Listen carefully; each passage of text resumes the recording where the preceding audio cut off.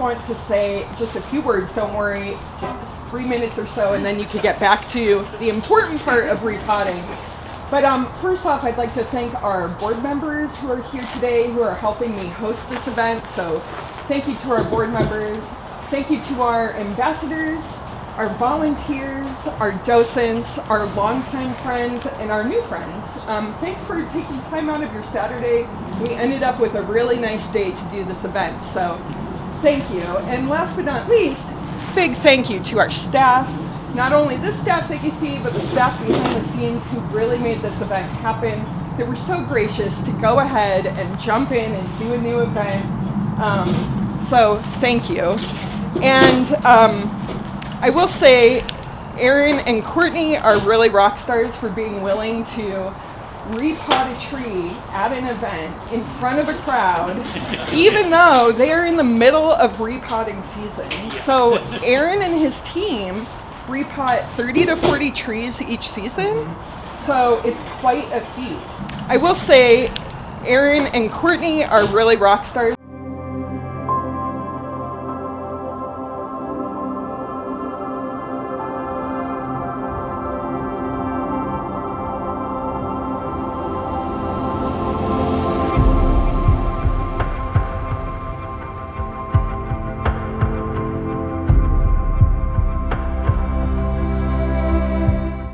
Pop. Sometimes you can just pop them out if it's a shallow enough pot, but they didn't want to, so we're going to use our sickles to kind of cut around the edge a little bit and loosen it up. You only really need to do 3/4 of it, so if you want to do the whole pot you can, but at minimum you need 3 of the 4 sides to get it out. The tree was last repotted in 2018. The guy who spoke at the last association meeting, he said don't repot. I mean, obviously there's a difference. So why are you repotting this? Yeah, that's a good question. So the question was, why do we repot? So the 3 reasons that I repot would be that there's a loss of water, the ability for water to move through the root system. So you've lost percolation. You're going to change the container, or you're going to change the angle, plane angle of the tree, the front, redesign it somehow. So this tree is being repotted more for the loss of percolation. And also wanting to get a soil sample of the tree to have it tested for nutritional levels, because there are some areas that are dying back, which I'm wanting to try to figure out why that is, and so one way of knowing that is to find what the nutrition is in the soil. So taking that soil sample will be helpful. It was previously planted in the ground for a number of years to help revitalize it, because it had was continuing to lose some branches. And so the method of putting the bonsai back into the ground and growing it for 2, 3, 4, 5 years is not unheard of. And so it's been sort of, this is the second repotting since it's come out of the ground. So the first one, the root ball, because it had been in the ground for so long, the root ball was about 3 feet by 3 feet when we got it out. So we had to take so much roots off to get it into the pot that I wasn't able to remove any of the soil from underneath the trunk, what we call the core of the tree. So now this is the opportunity that to come in and actually see what's going on underneath the core of the tree itself. And so this is a very popular species for bonsai in Japan, which is where this tree came from. It was imported back in the 90s when Dave was the curator here by his teacher in Japan, Mr. Mitsuya. And so it's been, it's the only Stewartia we have in the collection. One of the sort of attractive qualities of this tree, it's referred to as a summer camellia, it's kind of its common name. So it blooms in the summertime, a really nice white blossom that looks more like a camellia flower. Like we, exfoliate our own skin with a loofah. We'll take a soft bristle brush and actually kind of like help it exfoliate it for it, and it helps to sort of bring these different tones of red and red-orange, and even the sort of lighter grayish color that's underneath as the tree starts to swell. Considering the value of the tree and the roots. Yeah. Would you consider repotting it in pure akadama? Mark was asking if we wanted to put it in 100% akadama, which is in that middle cup there. It's that brown clay-like component. And that's one, so when we put that in there, it's going to increase the amount of moisture retention in the plant, but it's also going to increase the amount of nutritional holding capacity. And so for me, seeing that these roots are coming out of this kind of heavier, darker soil, which is already retaining more moisture, my goal is to try to get a little bit more oxygen and gas exchange occurring in the root system. And so I'm gonna actually put this closer to a what we call our standard mixture, which is an even part of each of those, what we call a 1-to-1-to-1 ratio. And the reason to do that is I want to actually get more oxygen, which is what this soil is. I think you're right, but in Japan they would increase the size of the particle of akadama. And it does, pumice gives no nutrients, and it's what's getting you in trouble here is so little soil and it's all pumice. Yeah, so it is much like Mark was saying, if this tree was not exhibiting any health issues, putting it into raising the amount of akadama in it is not unheard of because it provides more nutrition. And I think I see that transitioning to that sort of down the road. But for right now, I want to get that oxygen levels up, especially in this ring. And you know, we do supplement nutrition. We fertilize the trees, so anything like that we can sort of adjust ourselves rather than relying on the soil itself to provide that. But the pumice provides that water. The lava provides more of an oxygen spaces for the roots to exist, and then the akadama is that really important particle that helps to bind any nutrition in the soil system itself. You can just hold it like that. Yep. So yeah, kind of working. Kind of see that donut kind of ring there.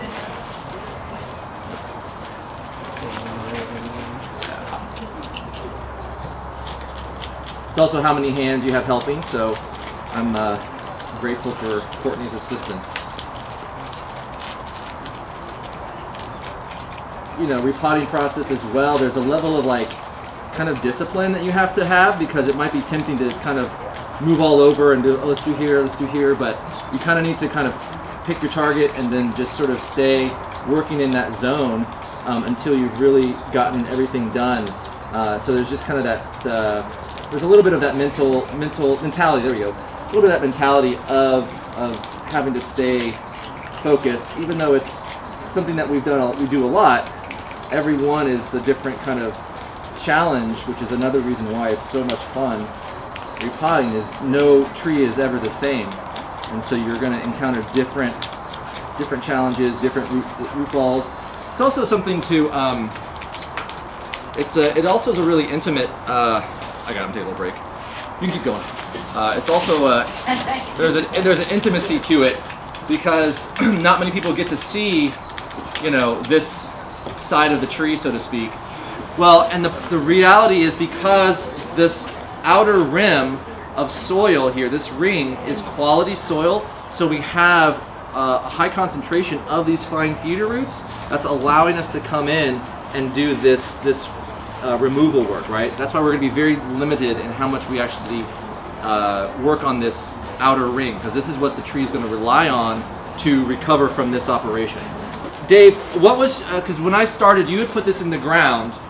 When I got here, this was in the growing bed.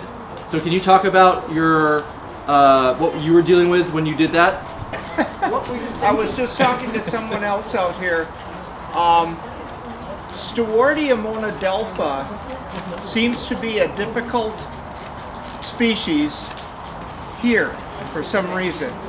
And so this came from my teacher, Mr. Mitsuya, in Japan, in Toyohashi. And in Japan, which is their native land, they grow wonderfully.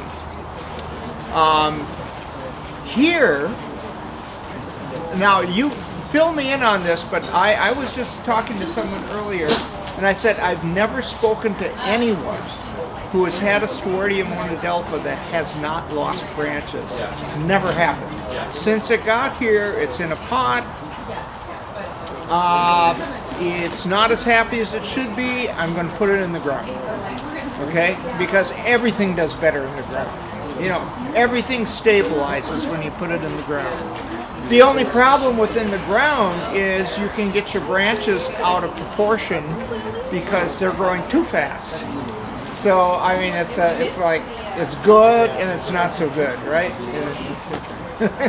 It's in the ground for at least 4 years. It's looking good. And the root ball, I mean, was as wide as this table square. I mean, it was, you know, it took 3 of us to lift it up and get it on a cart, and then just to work it in to get it into a pot. We had cut off so much root that we couldn't get to this this zone here, and so it was looking great last fall. Had, you know, starting to develop secondary ramification, and everywhere where it was strong, the most vigorous parts of the tree died back on the fall.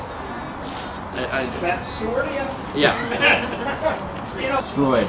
The other thing, though, that's interesting with birds, if you do start to see a lot of bird kind of engaging with your trees and kind of tearing things up, they also could be looking for larvae in the soil. So if you know, start to see that, that might also be an indicator that you have cranefly larvae or grubs or some sort of food source that they're actually attracted to. So Courtney was prepping our pot. So we have our tie-ins, our drainage hole covers with our clips in to keep them from moving around, and then we have our tie-in wires that he's already gotten ready. Just really quickly, we talked about pots. Just like the tree, right? There's a front to the tree, there's a back. You know, we want to pick a front side of the pot and a back side of the pot. This is kind of a little bit easier to do with a monochromatic unglazed container. There's no visible damage on either side, so we could really pick either one for it. It's just looking at maybe like there's some more hard water deposit on one side, or maybe the kiln gave a little bit more of an interesting coloration to one side or the other. So then you start to look at more, you know, subtler subjective features that you might like the glaze on one side, the pattern that creates on the other. You know, this one has a little bit more of the grog, the sort of minerals, the stone that's added to the clay, and that kind of gives a little bit of texture, a little bit of variation on this side that I kind of like. You might not. You might want it to be more monochromatic, you know, kind of consistent, and that's totally fine too. But so I'm going to opt for that as the front, just given there's a little, if you look closely, there's a little bit of variation just within the clay body itself. That adds a little interest in my opinion. All right, so we're getting close. We're getting ready to put it into the pot. Is this the drainage? The aeration layer? Cool.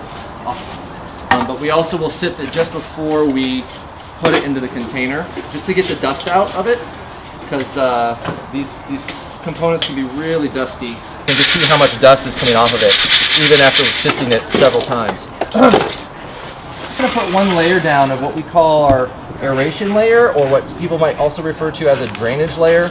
It's essentially this larger particle size than the main sort of structure of the soil that we're going to use. It's the same thing with the bonsai pot. So this top is our door, and all these little holes on the bottom are windows. And so by having a larger particle sort of down here, it's going to allow for a little bit more gas exchange to transfer up and through the root ball. There.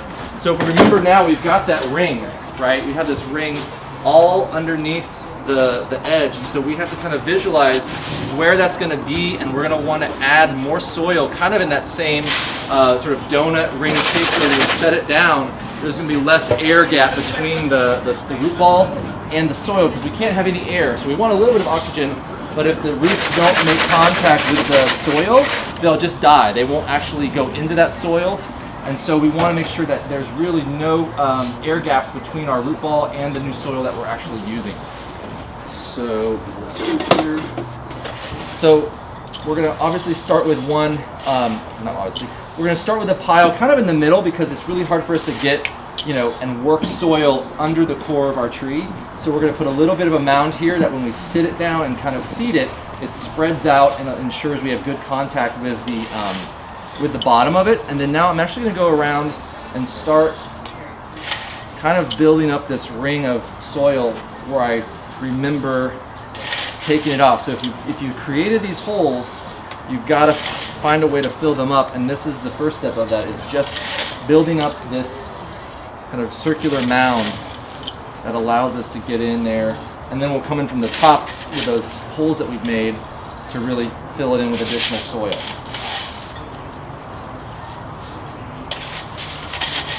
I'll do one little layer just to integrate it into our aeration layer. We want to make sure that those two types of particles sort of integrate well, as we talked about. And you don't want to add a lot, because that's the other thing that a lot of people kind of like struggle with, is at least putting too much in the bottom, which raises the tree up and causes it to kind of sit too high in the pot. Go up there or right there or wherever. All right, so we're gonna just seat the tree first, and right back in. Okay, good. Tuck those. We push that front root in just so it doesn't get caught. There we go. Okay. Now that it's in, we're going to kind of seed it a little bit. We don't want to grind it too much because we know kind of how weak the roots are, the connections here. So we're just going to do a little bit of a kind of a shimmy one side, a shimmy other, and then kind of just seed it down there. And we want to make sure we've got it lined up to where our front is. So what I'm trying to do now is, I want to see this back branch a little bit here to give us some more depth. Where it currently sits at the front, we lose this branch emerging from the tree. So if we kind of kick it out a little bit more, we start to see this branch with our eye kind of engaging and giving a little bit more visual interest. We're also looking for the root system, the nabari here, to have this spread. We want to see these back roots as well, and sort of this is your chance to play with that, because when we're done, we're gonna lock this tree down and we're not gonna mess with it for another 4 years. And the worst thing to do is not take your time, and it's not right, and then you have to look at it for, you know, half a decade and be like, man, I wish I had just taken a little bit more time to get it where I wanted it. So we also need this kind of off to one side too, because basically by moving it here, move the whole thing, right? If that was more the front, all of us just look there because our eyes are naturally drawn to shapes, and so that circle we would just sort of like hone in on like a laser beam. So having it kind of offside minimizes the impact of that wound there. All right, that makes sense to everybody? Kind of how we got to where our front is. We're looking at the whole tree, considering the various features of it, how they all work together, and then finding that kind of ideal view that kind of utilizes them all in a way that doesn't detract from another portion. Okay, so now what we're going to do is we're going to tie the tree in. We're going to put some chopsticks in to help our wires tie into. Let's see here. So we use steel for our tie-ins just because it's really strong. It's more or less inert. It doesn't react with the soil or the plant. But it's so strong that if we crank this down on the roots, it can just kind of shear them off like we talked about with a metal tool. It doesn't really care what's in its way. It'll just tear it out. So what we'll do, I'm going to try to feed it up through one of our holes. Let's see. I'm going to lift this up quickly, and if you can take this, let's take these two up through there. Yeah, I'm going to tip this a little bit so Courtney can actually fish but we're going to actually fish it up through one of these holes, which is going to provide more of a direct force down on the root ball rather than trying to go over the top of it. We'll just go up through it. We have so many options for that now. And just maybe we can maybe put the chopstick in that hole or next to it. I say next to it so we don't block our hole to fill it. So yeah, that one we can maybe do more of like in that way, kind of go that way like on it. So we're just going to take our chopsticks that we are using. These are our tie-ins. We're going to insert these into the root ball, and then instead of actually tying onto the roots, we're going to tie onto the chopstick, and so any of the pressure is going to go onto the chopstick, not the root system. So we do it at a really shallow angle. We don't want it, you know, sticking up super long.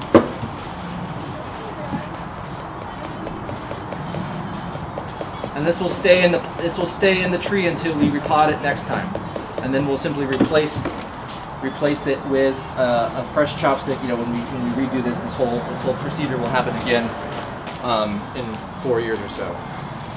And so before we do that final tie-in, you just want to double check your front, because it can shift as you're sort of hammering it and positioning it, because this is our final kind of like assessment. See, that's what happens to them. You don't want to stand in front of a chopstick.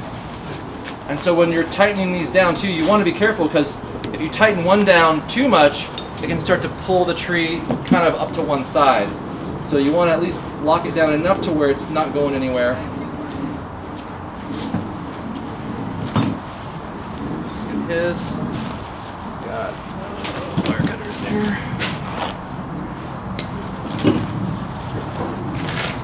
We're going to cut this. I'm going to cut mine back a little bit.